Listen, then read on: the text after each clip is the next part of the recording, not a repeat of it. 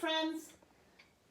It is Thursday morning, and this is our mini lesson for reading. And it's going to look a little different because I'm going to be reading the book on Raz Kids on the computer. So it's just going to look a little different.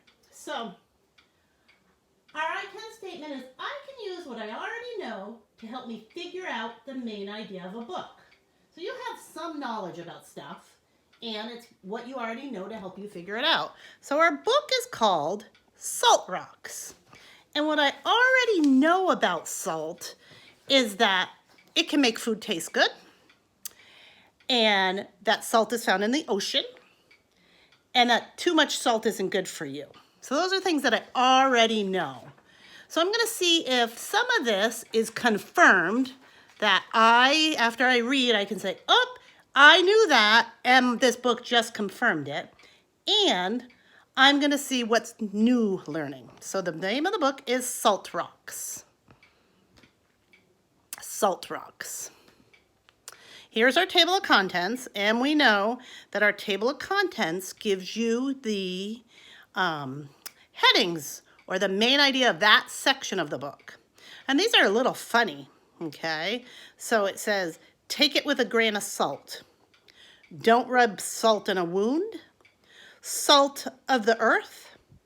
Back to the salt mines. And are you worth your salt? So those are actually old-fashioned sayings. You take something with a grain of salt, you don't necessarily believe it.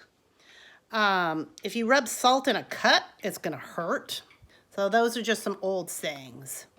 So here we go. Take it with a grain of salt. If your friends told you to eat rocks, would you? You probably would think that you would probably take what they say with a grain of salt. This means that you should not believe everything that you hear is true. When you eat salt, you are actually eating a rock. Well, it's a mineral, to be more exact, and it comes in little crystals. Hey, my name's Crystal too. It may surprise you to learn how important salt, a little salt or mineral, can be. Well, you're about to read a whole book on it. So I knew that salt was a rock, and this book just confirmed it. All right, I did not know that it's a mineral, so it is a mineral. First of all, there is salt in your body right now. In fact, without salt, you would die. People and animals need salt to live. Your body uses salt to make your muscles move and your blood flow. Salt also helps you make good use of food you eat, and controls the water inside your body. It even keeps your heart beating. If you have too little salt, you may feel dizzy. Put too much salt inside you and you may feel sick. Over the years, too much salt can make your heart and other parts of your body weak. So what I know is that too much salt can hurt you, and that it can hurt your heart. What I didn't know is too little salt can make you dizzy or feel tired. So I learned that on that page.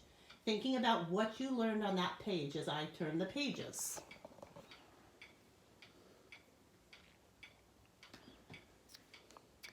Many foods already have salt in them, but sometimes people add salt as seasoning. Salt is not known as a spice because it does not come from a plant. But salt and spices both add flavor to food. Sodium is another word for salt. One little spoonful of salt is as much sodium as your body needs for a whole day. The label on food and drinks packages tells you how much sodium it has. If there's a lot of salt, there will be a lot of sodium. A lot of people try to eat foods that are low in sodium. They know that too much can be harmful. They have seen foods marked low in sodium. So have you ever seen foods marked low in sodium? So I knew before I read this that people add salt to food to make it taste better. I did not know that it's not a spice because it didn't come from a plant. So it confirmed that people use it as flavoring, but I learned that it's a spice.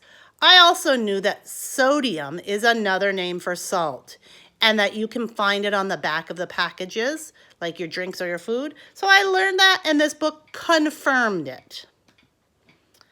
Don't rub salt in the wound. So remember, Miss C told you that you don't want to do that because it would hurt. Salt can do much more to food than make it taste better. A common use is to keep food from spoiling.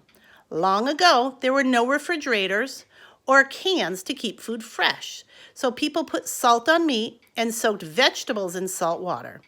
It helped preserve the food so that you could eat it later.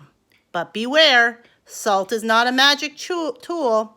Once food spoils, salt will not make it safe to eat again. So I knew that they used to preserve meats with salt. I didn't know they did vegetables. And I learned that you can't, if a food is spoiled, you can't make it come back by putting salt on it. So at the bottom here, it's got the saying, suppose you fell off your bike and scraped your knee. It would feel worse if you put salt in it. Ouch. So what does this saying, don't rub salt in the wound, mean? If somebody is feeling bad already, don't do anything to make it worse. That's what it means. Would you put salt in your milk? Probably not. People once tried to keep milk from going bad by adding salt. Yuck. That does not work very well. Fortunately, excuse me, fortunately, we have discovered other uses for salt. Which one of these do you think people have used salt for? To treat illness, to put out fires, to clean fish tanks, to kill weeds, to treat bug bites and stings, to make glass, to wash your clothes, to treat poison ivy, to clean your chimneys, or make leather? Which one of those do you think? If you look down here, it shows you that the answer is all of them. And so all of those things have been used for salt. And I didn't know that. It taught me that on this page. Mummies and fast cars. About 3,000 years ago in Egypt, people hoped to live on after death. So when somebody died, workers dried out their body by rubbing salt on it. And then they'd wrap the body and bury it. This preserved the body. People believed that their loved ones would rest in peace forever. We call this wrapped up bodies mummies. So I knew that they used salt for that. Another amazing use of salt involves super fast cars. Some deserts have a very large flat area called salt flats. The ground was once the bottom of a salty sea, and the kind of smooth because of the grains of salt cover the ground. And the salt also keeps the plants from growing. So the jet cars once went 763 miles per hour in the salt flats in Nevada. And that is a really fast car. So that's that car at the bottom. So this book confirmed that we've used salt for mummies. And it taught me that the salt flats, you can drive a car really fast on. I didn't know that.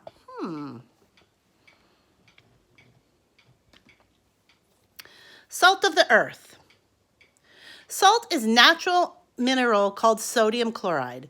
It is found all over the world, and it comes in little clear crystals called grains. In nature, large groups of salt grains stick together and form rocks. Rocks of salt are often white, like the salt you eat. But I bet you don't know the salt rocks can also be brown, orange, or even pink. If somebody is said to be the salt of the earth, it means they are very, very kind. And I knew that. So I also knew that salt could be pink. What I didn't know and I learned on this page is that it can be orange or brown. Back to the salt mines. Salt is found all over the world, and it can be found in the sea and on land. But it's hard to get the salt from these places. Much of the salt in the world is dissolved in ocean waters.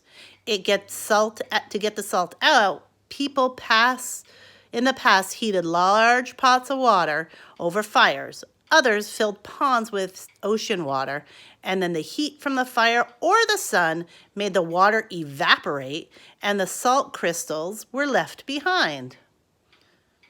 So it says, try this. Mix some salt in warm water and stir it. Pour a little salt water in a small clear dish and set it out on a sunny day. Come back until all the water is gone, and what will be left will be the salt. So that's what it means, back to the salt mines. These are called salt mines. People do not get salt from the oceans anymore. There are few places in the world where rocks of white salt lie right on the ground. You can pick them up, crush them, and sprinkle them right in the bowl of popcorn, but those places are very rare. Most salt on land is buried deep underground, and when people found salt buried underground, they dug it out and used it. If there is a lot of salt, it is deep, the workers will dig a salt mine. The saying, back to the salt mine, is working in a salt mine is very hard work, but people normally don't enjoy it. When people return to work today, even after a job that they like, they might call it back to the salt mine. So I did not know that you could dig salt out of mines, but I learned that in this book. So when I'm thinking about what I know on a subject, it confirms it. And when I'm thinking about new learning, it's what the book teaches me. People living in Germany hundreds of years ago built salt mines inside their mountains. Men broke off large pieces of rock with strong tools. They used animals to haul it out into the villages. Giant wooden slides brought workers down into the mines and helped pull out the heavy salt rocks. Today, there are huge salt beds beneath the parts of the United States and Canada. One of the biggest salt mines in the world is right inside the city, Detroit, Michigan. There are about 50 miles of underground roads that are made of salt. The salt mine is deep, and is as deep in the height of a building. So it kind of shows you where the salt mines is in the map here. So I didn't know that we had a salt mine in Michigan. Are you worth your salt? Salt is hard to get in most places 2,000 years ago. It was very expensive and had to be kept locked up. Salt was so special that some people were paid in salt instead of paid in money. Today, salt is cheap and easy to find. Many places give it away for free. You see it on tables in most restaurants. So if the saying, are you worth your salt, means that are you doing a good job, and are you worth the job you do? So friends, we're gonna stop there and just think about our I can statement. I can use what I already know to help me figure out the main idea of the book. So thinking about this book, Salt Rocks, what do you think the main idea is? The main idea is that salt is made of rocks, but it's all over the world, and we use it for many things. And it taught us that in this book. So today, friends, as you are reading Dogs at Work, I want you to think about some things you know about dogs and their jobs they do, and think about things that you learned as you read this book. okay? Because dogs can do many jobs. I think you're going to be shocked. Happy reading. See you at math.